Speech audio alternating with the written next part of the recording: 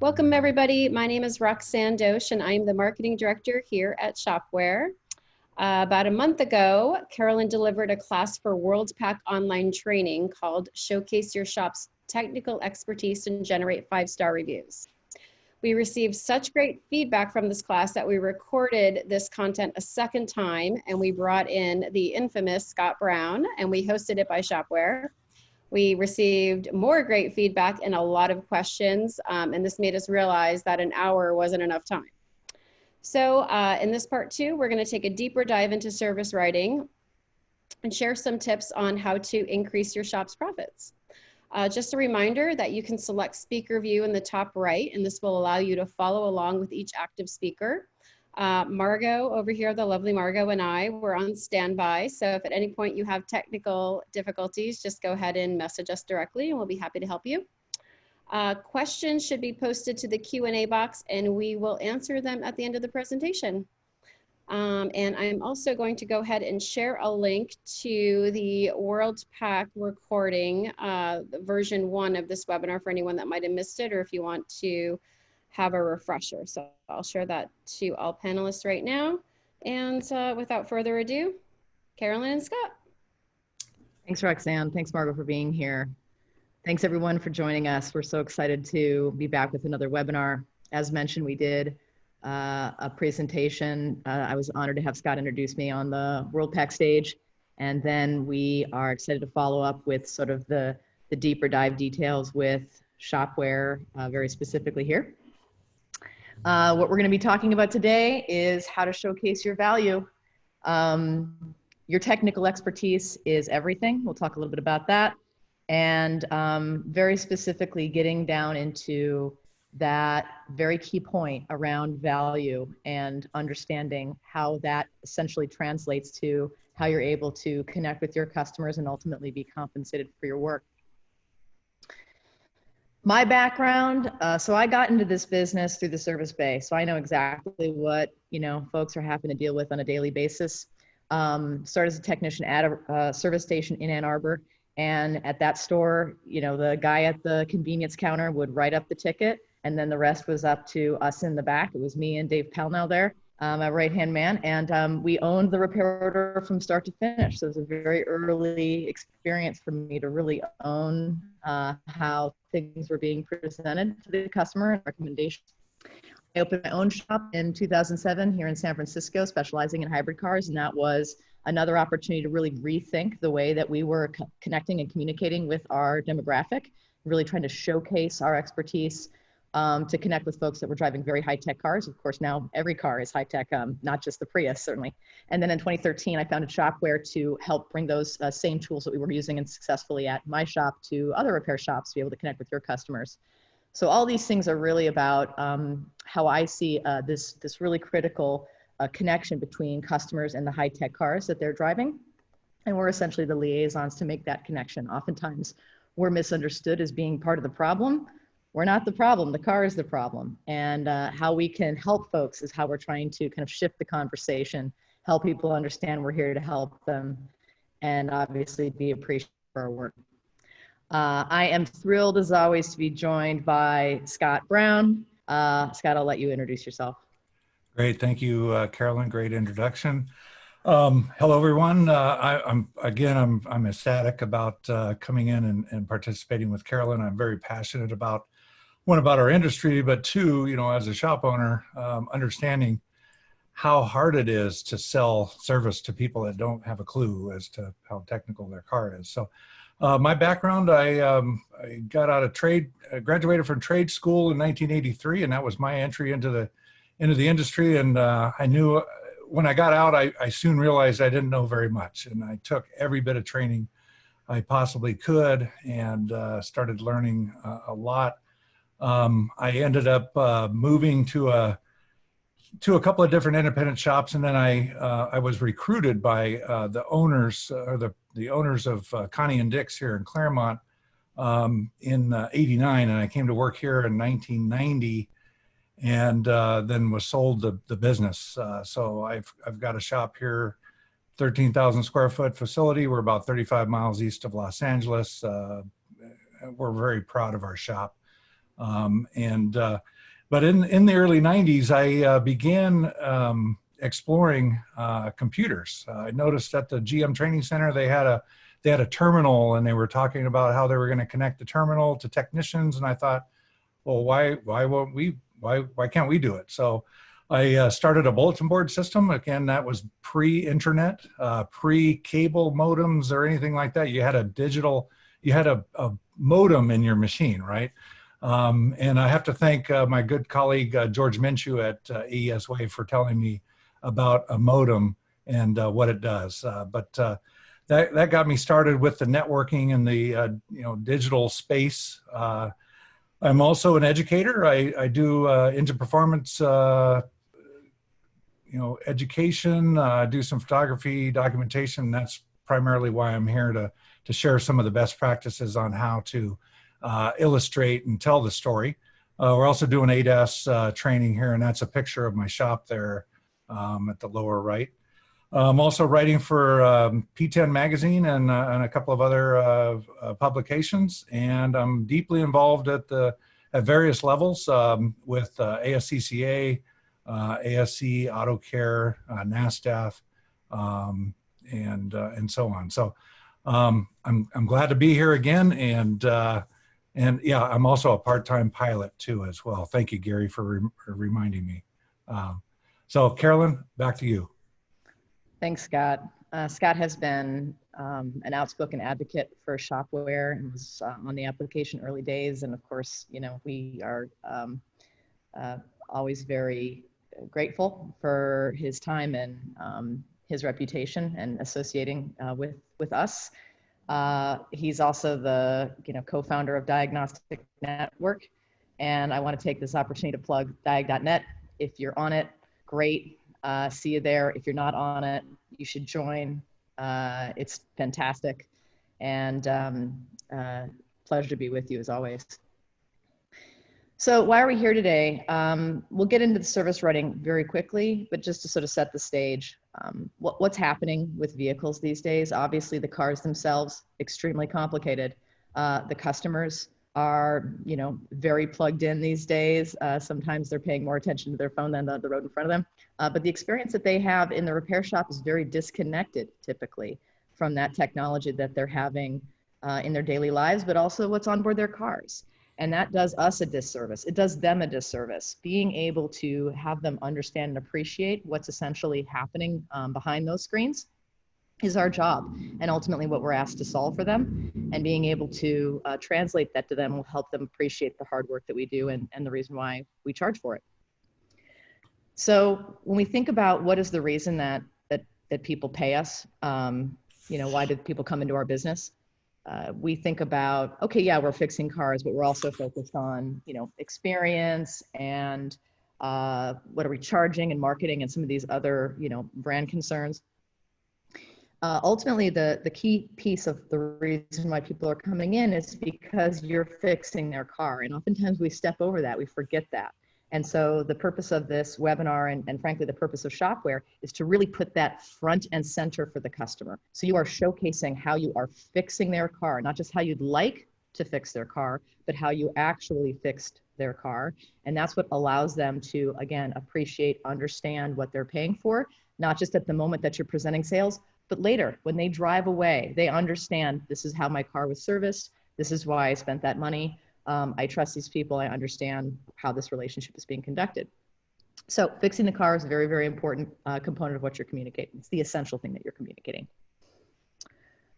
The purpose of this webinar is going to be how to showcase your value. So why? Technical expertise, primary component of your value. How do you showcase your technical expertise?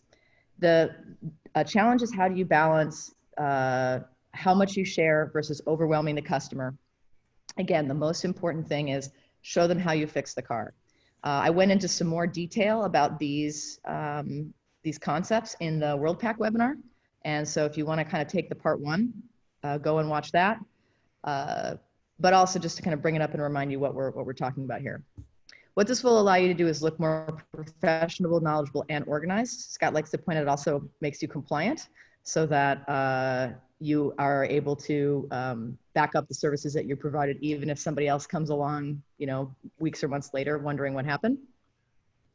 It reinforces your competence and care. It shifts the emphasis off of the car and onto the shop. And what this ends up doing is allowing you to sell more on those cars and generate 5-star reviews. So not only are you able to get the customer's approval, but after they leave your business, they are thrilled and they are raving about the services that you performed. When we look at our historical communication methods, obviously we've been using repair orders and phone calls. More recently, we have moved into DVI and texting. All of these have limitations. Obviously, DVI and texting is more digital. The problem is that they're typically disconnected from the experience about the entire repair. And so we'll show you how that integrated experience takes place on Shop-Ware. The shifts that you're going to make are: one, moving the customer states out of how you're writing your service. This is, again, a profound concept. Watch part 1 for more details. You're going to do a better job itemizing what those services contain. And again, we'll have some examples for you. And then you're going to emphasize the digital content. So not just before the repair, what did you find during inspection, but also during the repairs and then after the repair is complete. How do you show all that to the customer so they can appreciate what you did?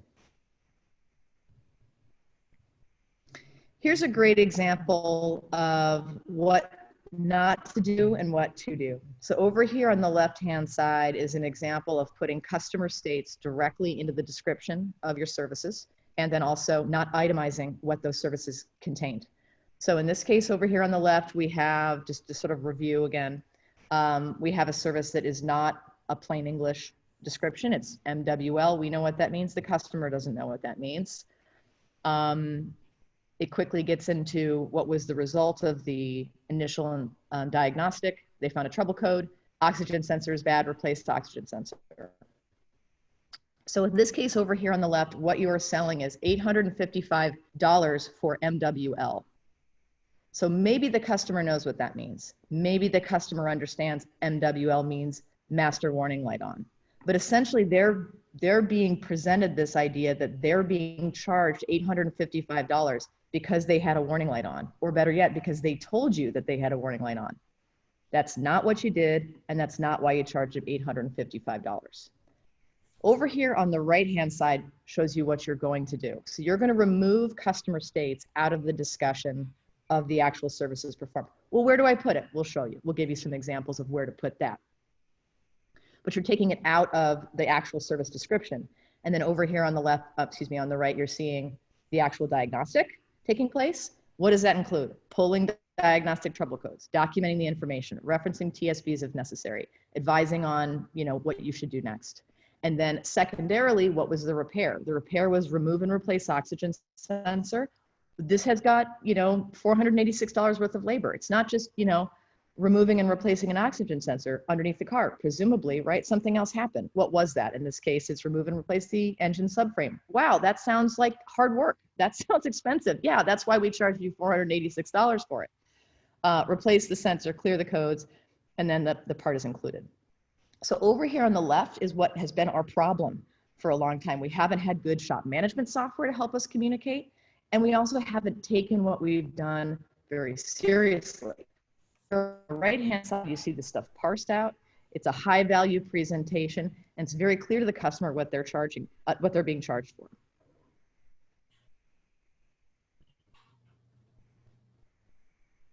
Here's an example service. We're going to do a few examples from my shop, and then Scott's going to do a couple of his examples, and then we're going to break out into some can jobs, and then we're going to get into some real world ROs.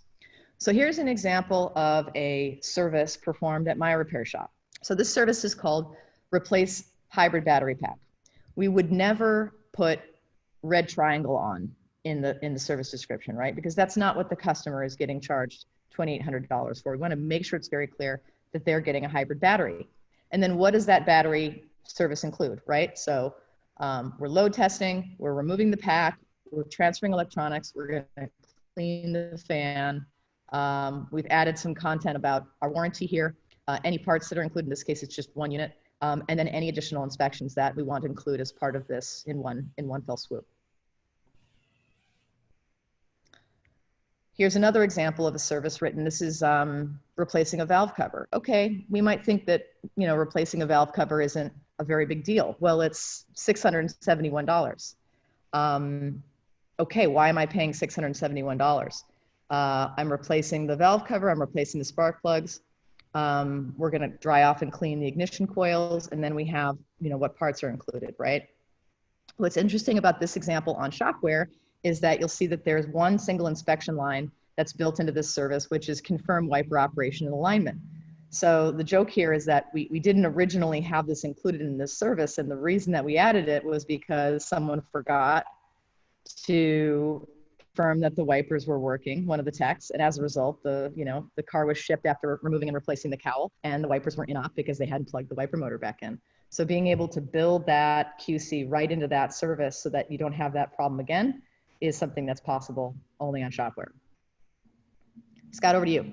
Yeah, and go back one screen there. So just one more thing to emphasize here is that in this particular process, and we use this, you know, the technician actually has to clock into this job to start it, and he cannot finish it until he's completed those steps. So I find that I find myself, even when I'm going through and checking some of the cars, and I'm trying to go through the list, and I'll click, oh, I'm done, and it reminds me, oh, wait a minute, you got to complete all the steps, and I look and I go, oh man, I forgot to do this one, right? So it's a good QA, and I love the fact here that this was something that this was part of the continuous cycle of continuous improvement. You're always wanting to look for better ways to add some efficiency or add some QA process here. So that's an awesome example there. So go to the next screen here. Yeah, so here's one that we've got an electrical system performance analysis, and this is actually kind of old. We have modified it since this because we discovered another problem on a vehicle that we should have been doing some other things here. But you know, here we kind of spell out, we're querying the vehicle, we're running for faults and doing a road test, we're doing some data analysis, and then we're going to come up with a test plan and come up with some test routines. You know, this is what we're selling to the customer up front, and it's a good way to let them know that it's more than just checking it out, right? Because I'm sure customers come in and say, hey, I got this going on, and you say, well, we're going to have to do some analysis on it, and this is what it's going to cost. And they say, just for checking it out, just for looking at it, right? And so, you know, there's a lot more than just looking at it, right? We're not magicians. But you know, and here, this is one that went through the inspection process, and you know, we do a NHTSA recall on every car that comes in the shop, and we dump that right into the ticket. And I hope someday we'll have tie into some automated process that'll do that for us. And then we query the vehicle for faults. We dump the DTC in there, give a short description, but over in the notes section, of course, we can add, we can be a little more verbose. And then on the fault analysis, you know, we can add some data there. And, you know, when you do information research or you look for TSBs or what have you, you don't want to just write check for TSBs and none were found. If you find none, you want to say you found none, right? Or if you found one that maybe wasn't applicable, it kind of included that vehicle group but wasn't applicable, then you want to include that. That shows that you did your due diligence. So earlier, Carolyn talked about the compliance end of it.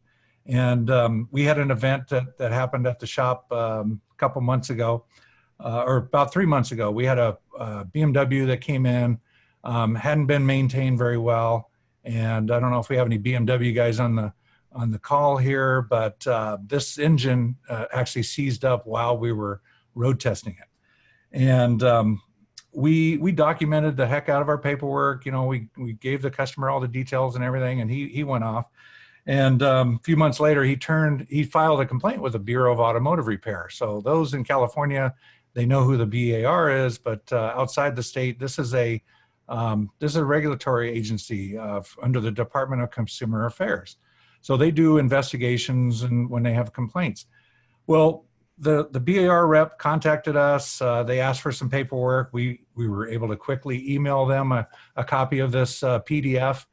And he got back to us a day or so later after doing some research, and And he started talking to me a little bit about it. And in the conversation, he said, hey, by the way, what shop management system is this? This is one of the most comprehensive inspection reports I've ever seen before. This is amazing. So I thought that was pretty remarkable. So I clued him in on what we're doing and why we're doing it. And he just said, wow, I've just never seen anything like this. And it was, that was a good feeling to have that. But that paperwork should speak for itself. And it did. That customer, by the way, after the BAR got back to him and said they found no fault with what we did, that customer is now coming back here and trying to get some estimates on repair work. And it's like, wow, that's a huge win, right? It's crazy.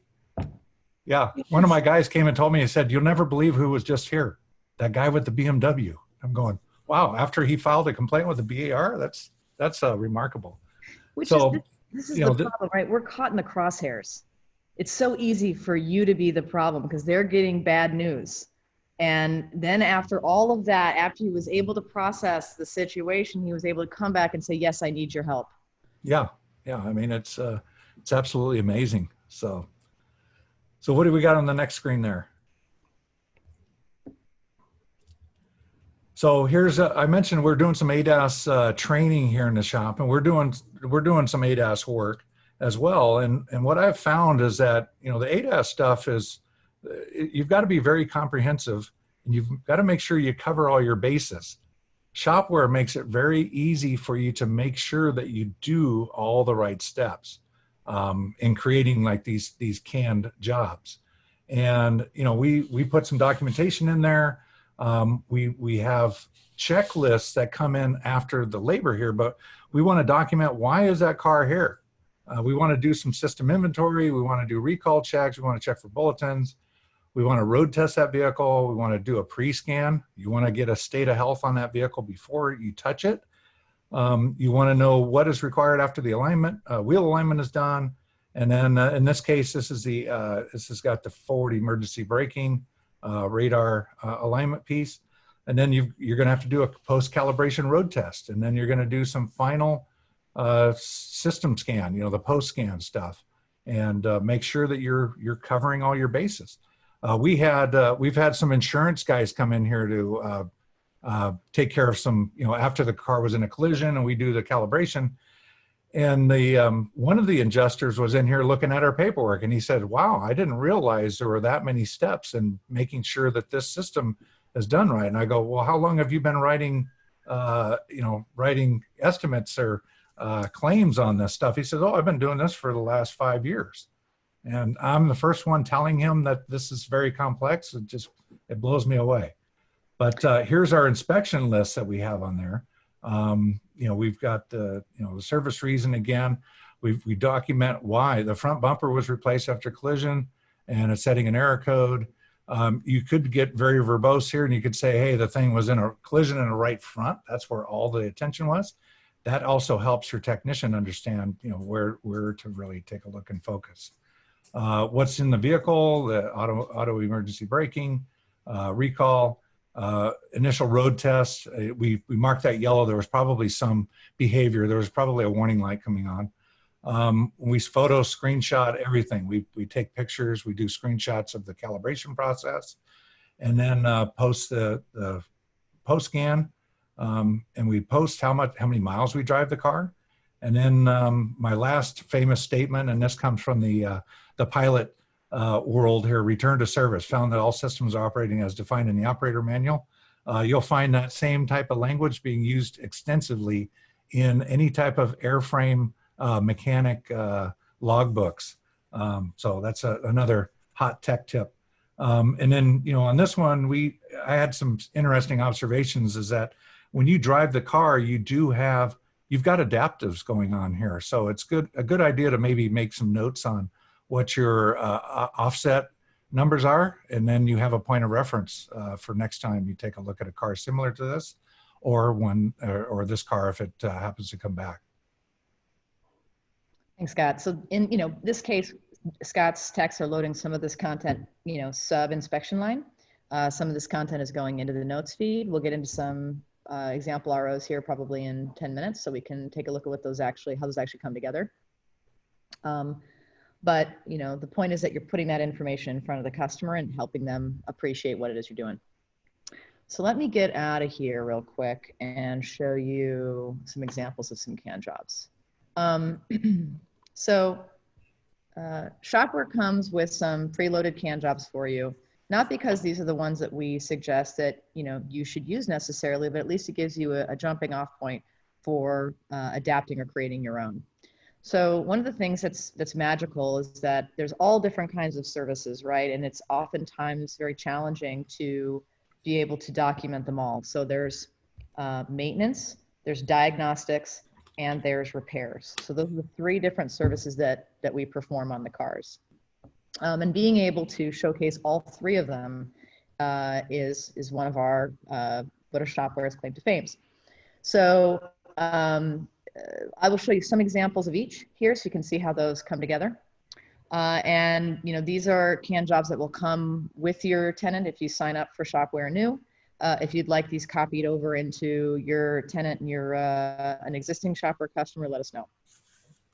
So this is what folks are coming with today. Again, if you don't like it, you can delete it. But if it's something that you want to use or adapt, you can go ahead and do so. So here's an example of a classic diagnostic. So just a standard warning light on. We already kind of went over this in one of my examples previously. So that's here. Then we have drivability examples. So we have your classic level 1 and level 2. So level 1's got some individual labor lines, and then it's got some inspections. So these are global can jobs that can be used for any kind of vehicle, and so they don't have specific parts on them. So this is an example where you can drill in here and mark this as with an X or whatever dash you want to make as the technician's interacting with it, if you wish, or you can put your notes over here in the notes feed, or you can put them sub the inspection line item. But this is an example of a level 1 test. We have something that's a little more specific. So we'll take a look at 12-volt battery. So again, testing a 12-volt battery. Now it depends on what you're actually doing at your shop, right? And again, this is meant to be a comprehensive example. If some of these things you're not normally doing, well then just delete it and don't use that as part of your can job. The important thing though here is I'm charging $85 to test your 12-volt battery. Take the time to explain what it is that you're actually doing when you do that test. So here we're doing, your standard 12-volt stuff. So a starter charging battery and parasitic. And then inside of the inspection lines, we're calling out each of the individual things that are being done as part of that test. So alternator testing, starter draw, what do the terminals look like? What do the cables look like? Obviously, you're going to get a comprehensive look at this. And then based on the results of this inspection or the diagnosis, you're going to be, recommending whatever you're recommending to the customer. This is a 12-volt battery example. I also like doing some no starts. So we do cranking no starts, and we have no crank, no start. So these are both said first hour testing. Some folks like diagnostics, some people like testing. So here's an example of a cranking no start. This is going to be, engine performance tests. So we see all of those items called out under labor, and then the actual inspection checkpoints are under inspections. Again, if you don't do a compression test as part of it as a standard, take it away. I'll show you what the no start looks like. Yeah, and Carolyn, I might want to mention, where did these manifest from, right? We've got several people that provided a lot of input on bringing these canned jobs in, and some of these may be a little over the top, and they're totally customizable for what you feel is the best course of action inside of your work environment. It kind of gives you a starting point. Sometimes you have a blank slate, it's hard to figure out what to start throwing on that blank slate. So this gives you a good starting point. And if you've been on Shop-Ware for a while, you have to have these added in, right? And so they just need to reach out to the support folks to get these populated into their tenant. If you'd like to reference them, we also have, we link this onto our Facebook page, so we can share with you, how to get access to sort of see what was written. If you don't actually want them copied, that's fine too. But again, just a point of reference on how you can start writing your services. These are examples of diagnosis. Let's get an example of a maintenance service. So sort of the classic service that we do at my shop all day, every day, we call the vitals. And so this is our 5,000 mile service. In this case, this is, you know, $86 based on the labor rate and stuff that's here. This actually runs about $161 dollars at my own shop. So we don't really subscribe to the idea of an oil change. We offer you the maintenance service, and the maintenance service is non-trivial, right? The maintenance service is almost $200. So what is the value of that service? When I first opened my repair shop, I was like, okay, well, this is what we're going to have to charge to be able to stay in business. I hope people can appreciate this. And, you know, not going to Oil Can Henry's around the corner. And I mean, we sell this service all day, every day. And our customers are very, very appreciative to be able to see the value of the care we're taking every single time they bring their car in. So you see that the labor lines are called out here. What are we doing as part of this regular maintenance service? And then we're not calling out every single inspection point. We're just saying a multi-point inspection under labor. Obviously, there's an associated labor amount that's with that inspection. So that helps us understand what we should be charging based on how long we think that inspection is going to be taking. So we're a little more honest with ourselves with our service writing. And then obviously we have parts in here, hazmats and fees, and then we have inspection. I like putting like items together. So for example, you know, brake inspections are lining services, hose, and hydraulics. We also have some examples I'll show you in a minute of brake inspections specifically that go into individual details. So if you're selling a brake inspection, sort of independent of your regular maintenance, you can go super deep. But this is an example of how to build a maintenance service that you can really back up with some value. Shop-Ware is also providing you as a starting point. We have LOFs and other oil changes and stuff like that. So there's other examples here if you want to get into it. I'm not going to go into those now. Let's go into some inspections. So for an inspection example, a lot of folks are familiar with DVIs. There's some folks who like to do inspections for free. Some folks like to charge money for their inspections. I don't like to do anything courtesy at my shop, because if it's taking a technician's time, presumably the customer should be paying for it. But I went ahead and created this can job as a starting point for folks based on an idea concept that was initially promoted by Bogie Latiner of 180 Automotive in Arizona, that if you can look at it with your hands and a flashlight, then you don't need to charge money for it. So that was sort of the threshold that she set with her customers. So that's what it says in the description, and it's of no charge. So here are the things that presumably you can do without actually having to put the car on the lift, pull out a scan tool, et cetera, et cetera, et cetera. Let's get into another inspection example. I'll do a break here. Here's a front disc rear drum. So labor lines, test drive, wheels off, rotate tires, checking the dust tire pressure. So we're not really talking about the inspection here. And then here's the inspection items that are part of that brake inspection. Again, justifying an hour's worth of labor. I will do a couple more examples with repairs. So here's an example of 12-volt battery. Again, this is just a placeholder. You put your actual battery that you sold onto this can job. So a couple labor items, hazmat fee if that's appropriate, and then some inspection items. Again, the QC getting built into this service structure so that if you know your technician needs to check the clock, if you know your technician needs to check the radio, they do that as a part of the service. So that's an example of some of the can jobs that we're preloading. We didn't get into this as much on our previous version of this webinar, and so we wanted to go in here and really kind of show you how these different kinds of services can be created. We'll go into some real world examples here now. I think what just as like a summary, the goal here obviously isn't to be super long-winded or super, technically verbose if that's not your style. Whatever it is that you choose that you want to be able to highlight to your customers, the idea is to just put it in front of them, right? Call out what your labor lines include, call out what you want the technicians to be checking into your inspections, load all that stuff in there and put that in front of your customer so that you can validate whatever that dollar amount is on that service. Okay, Scott, I'm going to send it back to you for our final point, which is emphasizing digital content. Okay, so, sharing photos and pictures is something that I've always wanted to do. I got some background music there. Thank you, Cindy. So, you know, for years we've tried to share photos, and this is pre-Shop-Ware, of course, and it's always a pain, right? It's out of context. It doesn't carry a good story. But you know, with this application, of course, you can share photos and videos and other content. And some of the scenarios, you know, you've got something wrong with a car. You want to show what it looks like when it's broken. Another thing that we do in the shop here is we do some pre-research.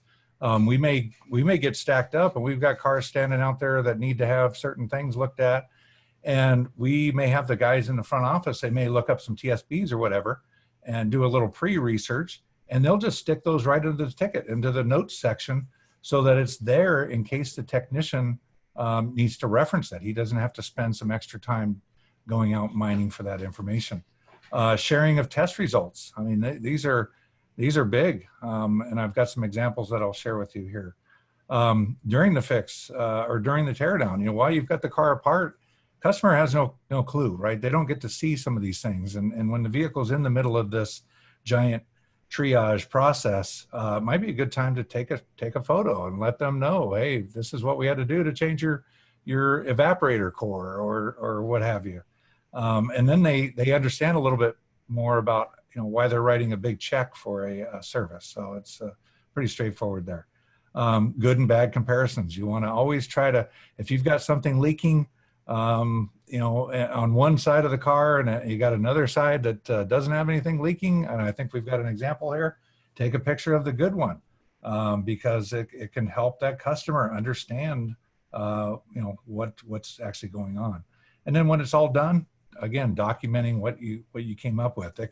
Documentation can reap dividends, and I, you know, just explain that with that BAR example. So here's some examples. These are out of my shop here.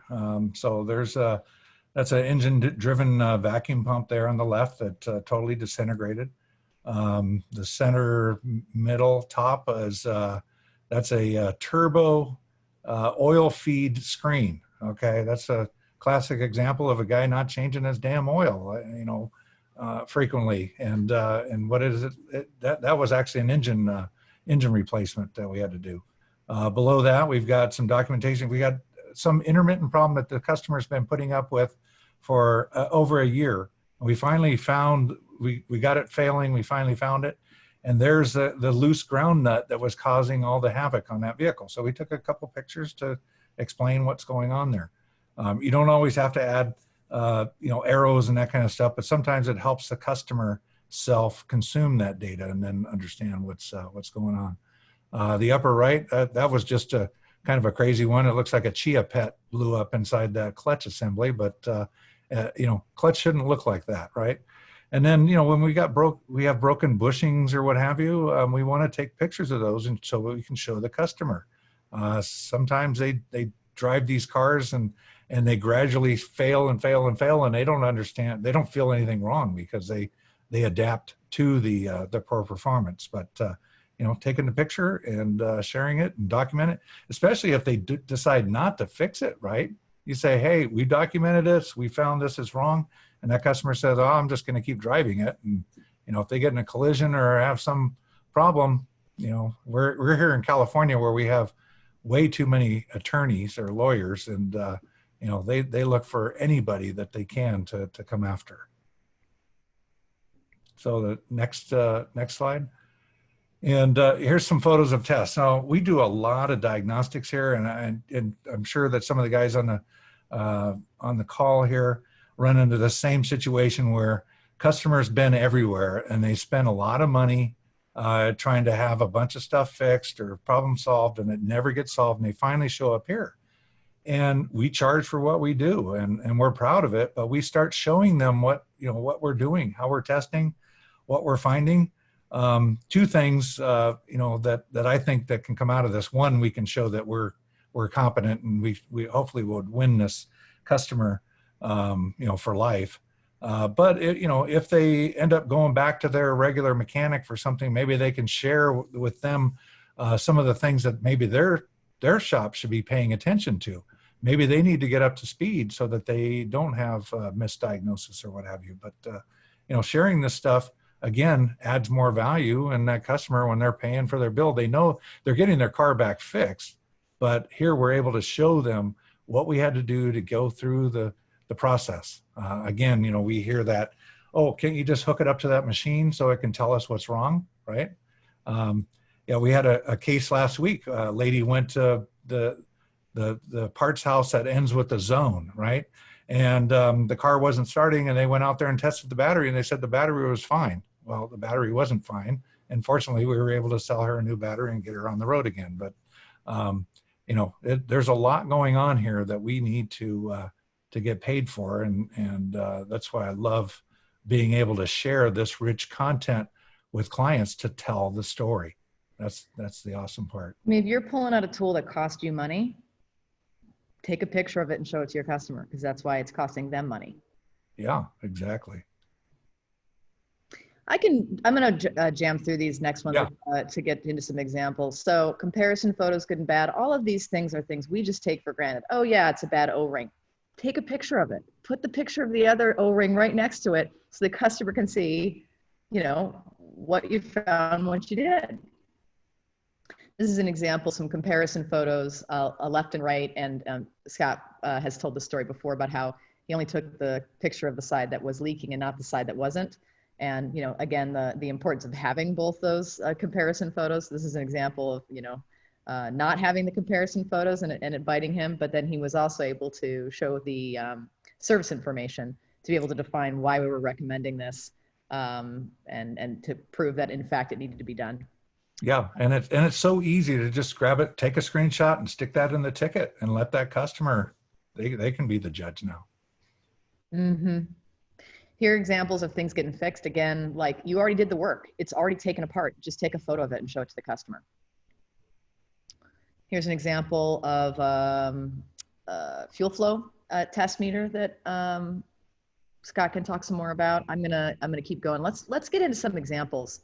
Screenshots, obviously, we've talked about those a bit, which is if you're not familiar with how to take screenshots off of your computer, either ping us and we'll give you some instructions or figure it out, but being able to grab whatever might be on speed dial or any of the service information that you're using, get that onto the ticket to attach it.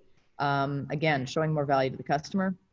Yeah, and one more thing there on the sharing some of those diagrams and stuff. We use that for internal communication, right, for our technicians, because he may say, oh, I need that connector, or I need those screws, the screw at A or whatever.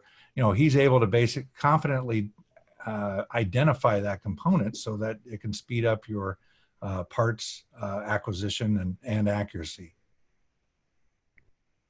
Here's an example of a screenshot of a battery load test that we perform at the shop. So this is an example of a bad battery. I won't go into the detail here for folks that are in entire repair. But what's compelling is that we also include the test after the job is completed. So the customer is able to compare these two. So regardless of how well you understand the failure patterns of hybrid batteries, you can tell that something has changed between these two pictures. So I will show a couple of my ROs, and then I'm going to turn the screen over to Scott and let him show some of his.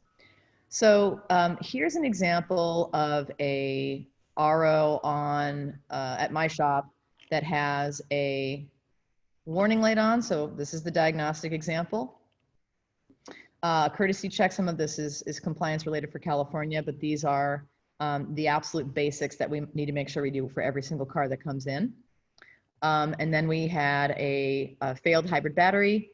You can see that service here. I've already shown that to you in another example. And then our 5,000 mile service. So this is a classic visit at my repair shop. We don't sell every single person a hybrid battery, but certainly these are sort of our greatest hits. Over here on the right, you see where we have copy and pasted the content from the customer's original email. So the customer states in this case has just been copy and pasted literally their own words out of an email into our notes feed. So you can read exactly what the customer was talking about here directly. It's not even a restate of what the customer stated. It's literally what the customer stated. Then we have our scan data is attached. Again, we have the screenshot of the battery's performance when it's bad. Sold the hybrid battery. Failed to sell her a catalytic converter anti-theft device, which she came in and approved the battery herself, but declined the theft deterrent plate. And then she did approve the maintenance service. The reason she declined the theft deterrent plate is that she had already had a different plate installed or deterrent installed. And then you see the fixed hybrid battery. Again, we're putting this on, even though this battery's, we've done the work, right? The battery's installed, it's done. We've already, gotten the customer's approval for that money. But why would we not take the 5 minutes to load test the battery, not only confirm that it's installed correctly and everything's gonna be cool, but then showcase that to the customer so they know why they paid us $2,800. Yes, it's some additional time for my technicians, but man, does that make that repair valuable to that customer. When they pull away, it's not just that, okay, before the red triangle was on and now the red triangle is off. That's the only thing that I can tell is different. Instead, they have had an experience looking at the repair order, seeing the change, and when they pull out of the shop, they know the reason why I spent, in this case, $3,300 at Luscious Garage is because I needed a hybrid battery and I had my hybrid battery replaced. Again, we're adding some photos. So in this case, we're showing before and after washing the hybrid fan. We do the hybrid battery fan as part of that service. So again, good and bad comparisons. We also show pictures of the battery being replaced. So again, the customer sees the process and they have some visibility into what they're paying us for. And then we have some of the notes coming out of our inspections, and then the customer left a note which said, we'll come and pick up in the morning. Here's another example. I'm going to do one more and then I'm going to hand it over to you, Scott. So in this case, we installed a cruise control dock. We did the courtesy check, we replaced a spiral cable, and we had a couple of special requests. This is another template that we've included in our preload can jobs. This is a great way to capture those individual things that the customer is asking for and not losing track of them, is throw them into just a free-form checklist that you're making when they drop off, and then that technician is going to have to check every single one of these things. And then over here on the right, you see the cruise control switch is broken. We're replacing it with a used one. Here's some detail about how you still need to have your spiral cable replaced. David came to the RO via Shop-Ware and approved that additional repair. And we took a picture of the parts that we had replaced already so that he can visualize those. Looks like he put some tape on it already. David's coming here and writing some notes back. Hey, can you also check on the tire pressure sensor? Additional details back and forth on the pickup logistics. So this is another example of a service. And in this case, we're out the door almost $800. I'm going to turn this over to you. I'm going to stop sharing, Scott, and I'll let you take over the reins. All right, here we go. Here's an example of a job we had a few weeks ago, and it was pretty interesting. This guy is a auto shop instructor at a local high school, same high school I graduated from. And he called me up and said, hey, my Corvette died and I'm going to have it towed in. So he had it towed in, over here on the right, we can say the customer states that, while driving, the traction lights came on, low battery voltage, yada, yada, yada. The car, before I started looking at the car, I grabbed these two wiring diagrams and stuck them in the ticket for me so that when I got to the job or got to the car, I could start looking it over. I mean, it just makes the workflow a lot better. We do a charging, we charge the battery, we load test the battery, we check it, we just take a picture of the results and stick it in the ticket. I mean, that data speaks for itself. We ran some tests on this one, and we got pretty verbose over here, explain what was going on, numerous DTCs in the vehicle. We ended up finding a huge problem on this car. We took some pictures. We had a huge voltage drop issue, and you can see this dark terminal here. That's the B plus post on the back of the starter there. Somebody was there before and left that nut loose, so there was a huge voltage drop, a lot of arcing going on there. But we're able to take some pictures. We actually added a little video in here and shared it with the customer. There's our recall check. So if we look at the electrical performance job, there's a battery test, full DTC and network scan on the vehicle. Just to add a little more notification on that, the reason we started doing this is because we had a car in with a parasitic load, and this was on a 2001 vehicle. And we were trying to chase down this parasitic load. And if we would have done this network scan beforehand, we would have discovered that there was a module on that network that wasn't talking, and it was supposed to be talking. And that ended up being the parasitic load. So, we've now added this as part of our electrical system performance check to make sure that we're covering our bases. And then we did a parasitic load check on this car to make sure that we've got, less than say 50 milliamps or so.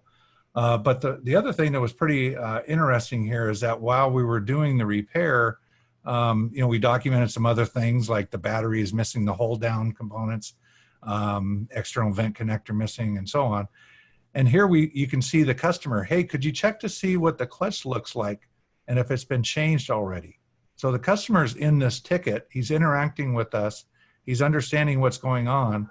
And then here we replied, while we had the starter out of it to do this repair, we checked the thickness of the clutch. We actually posted the picture of the clutch in there, so now he can see it. You can see the clutch disc right there. It's actually it looks fairly new. That's probably what happened is when they took this, they had this all apart, the guy didn't get that back together good, and that's what created all this huge mess. So we ended up doing a bunch of work to the car and getting it back on the road. Here's another example of air conditioning. Let me speed this up. This is AC season. We're seeing a lot of AC stuff coming in, and we've got some special tools that we're using. We're documenting what the pressures are, what's in the system, the functional performance, and then we add notes that there's some wetness on the condenser, and there's something going on there, and we do all the work, and then at the end, when we're all done, we go ahead and post the final reading so the customer can see, hey, this is the performance, system is working great, and then we also post a picture of here's his old condenser, there's how much crap was in that receiver dryer, and away you go. So, and then we've got here's one other example here. This is one of those examples that I talked about. Actually, I'm going to grab this last one right here. This car here was towed in after they put an engine in and it never ran right. And they came in saying that they wanted a new wiring harness. That's what they were told. So, we're going through and we're doing a bunch of tests on the vehicle, documenting what we're finding. And this car, it was a hard start. It would start and run and it would miss real bad and all this. And we started doing some checks and found that the crank sensor is no good. Okay, so we took a screenshot of the scope pattern. The bottom one here is the crank sensor. Well, we put a crank sensor in it and fixed some misfires, and we can run the car for say 5 minutes or so, and it actually then starts quitting. And we're now running it, and we're finding that it is losing, even though the crank sensor is there, the PCM is not able to process it, and it's failing. So something's happened to the PCM, and we kind of got in an argument with this customer because they said, "Oh, it sounds like you guys are just guessing," and that really kind of pissed me off, right? So I said, "Here, I want you to look at this data, look and see what's going on." The car now starts just instantly. Before, without a crank sensor, it would start with the cam, but it'd have to guess, right? And so now the customer's finally calmed down and realizes that, hey, we know what the hell we're doing, and so we're covering our basis here with the documentation, And it's telling the story along the way. Again, thinking of the worst case, right? They go to the BAR and tell them that, and file a complaint, and BAR is going to be able to look at our paperwork and say, hey, this is what's happening. So, did I hit all those pieces there for you? It's so I always find it fascinating to see other folks' repair orders. I think that Connie and Dick's is unique in that it attracts the most bizarre diagnostic cases, which of course is your modus operandi. It's your that's your expertise. Yeah. But yeah. Here's a cool one from this morning. Here's a cool one from this morning, an AC leak on a late model GM vehicle.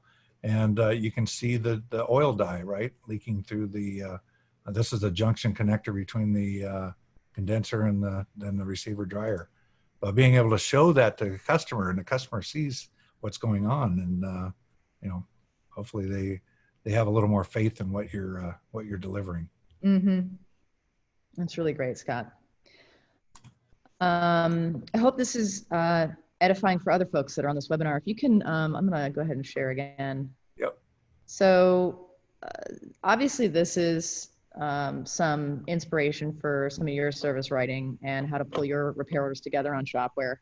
A couple final thoughts. So how to present this information to the customer.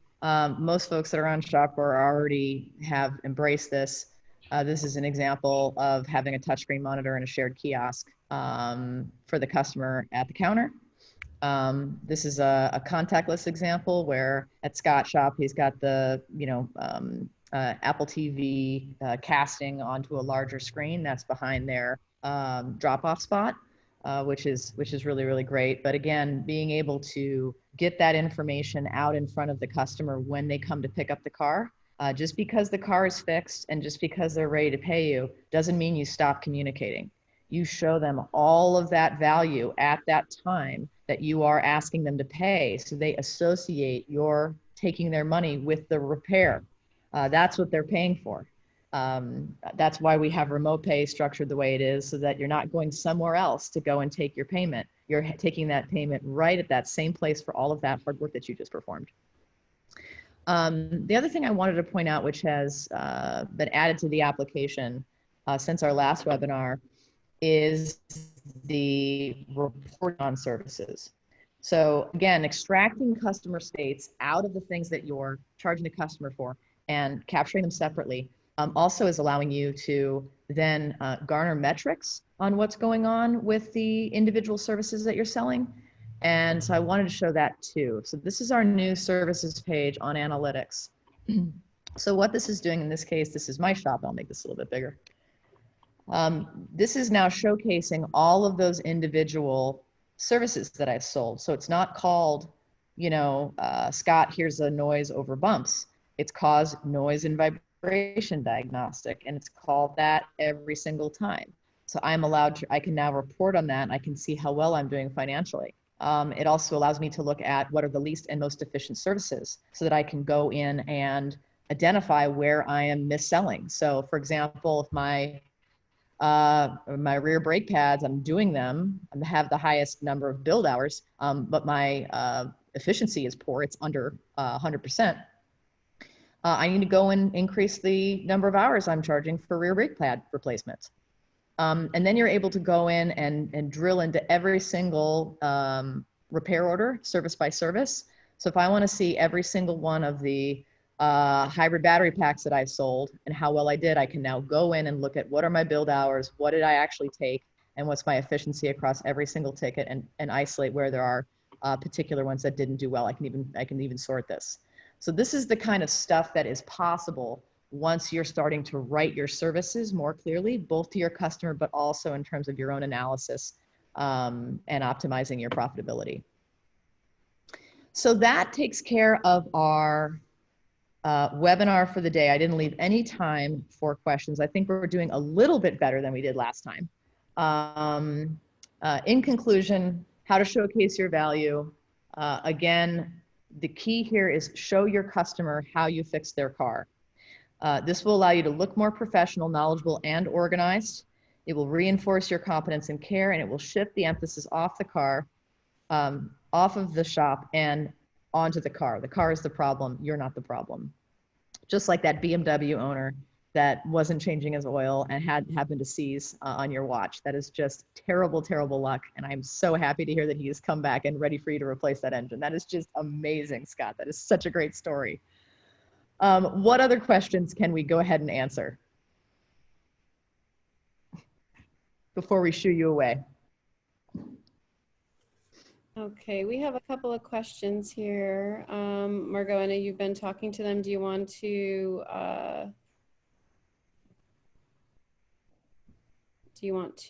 give Carolyn some questions that you haven't answered yet?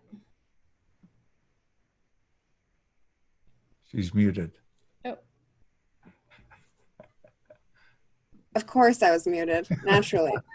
There was a question on the customer experience. So wanting to see kind of how the customer views it on their side. Sorry? So what the customer experience looks like. Mm-hmm.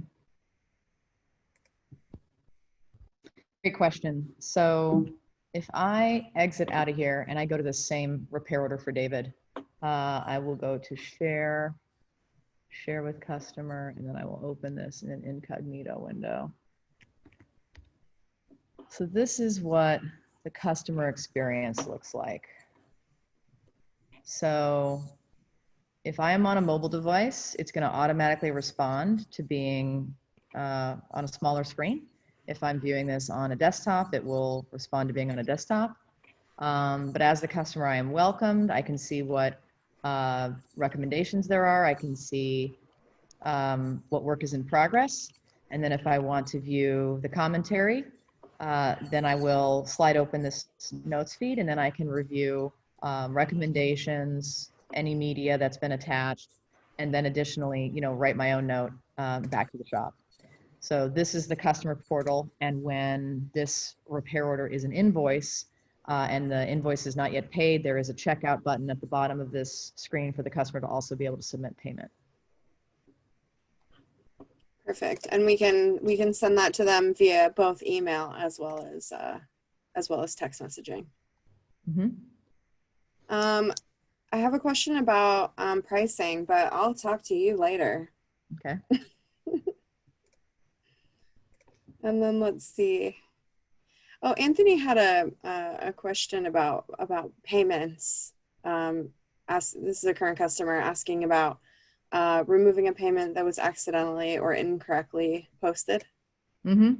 So you are able to refund payments on those that are transacted through either a card present integration or through remote pay. So either one of those sort of machine generated payments are refundable. For the ones that you've key entered and submitted, you will also submit a negative payment that is whatever the difference of the correction, and then you can resubmit a second payment for whatever's correct. So for example, if you wrote down $100 for a check and it actually was cash, you would put a negative $100 check payment, so we'll cancel that out, and then you submit a $100 payment for cash. I will also say that the opportunity, we're excited to cast these on an ongoing basis on our Facebook group. We are a proud sponsor of Carm Capriato's Remarkable Results and Town Hall Academy, and he has offered to facilitate some webinars specifically for our Facebook group, for our existing users, to be able to answer some of these product questions and also bring in some of our users to talk about their experiences and offer some additional tips and tricks. So for folks who are craving more application guidance, we're going to follow up with that, and it won't just be kind of the higher level service structure guidance that you're getting today. We also have a number of new ongoing trainings happening as well, which we would invite you to, and those are posted and pinned to the top of the Facebook page also. Hey, there's another question I just saw come in, and I want to answer that one. Okay. So Sheila writes, we use Slack a lot to communicate internally about each work order and customer. Do you see the internal notes on Shop-Ware replacing the need for Slack? So I know, Carolyn, we talked about this, in our shop. We've been using Slack for probably 5 years. And we used the heck out of it before we went to Shop-Ware. We still use it for some things, but it was kind of interesting. It was about 3 weeks into Shop-Ware, and one of my techs walked over to me. He says, "Hey, this is so cool. I don't have to put pictures in Slack anymore. I just take the picture inside the work order and it's there." And I thought, wow, that was a pretty cool statement, pretty cool testimony for that communication channel. Sheila, we will definitely have some internal notes for you coming soon. We have some refactor around our notes feed currently in progress.